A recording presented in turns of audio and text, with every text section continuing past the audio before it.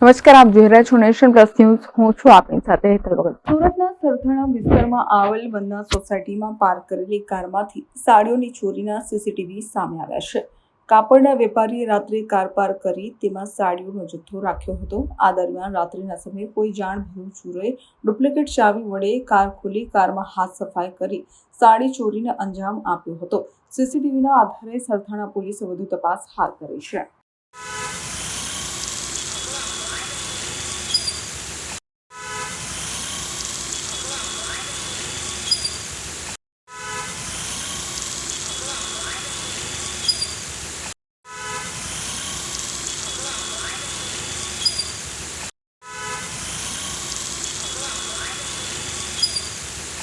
Bureau for Nation Plus News Surat.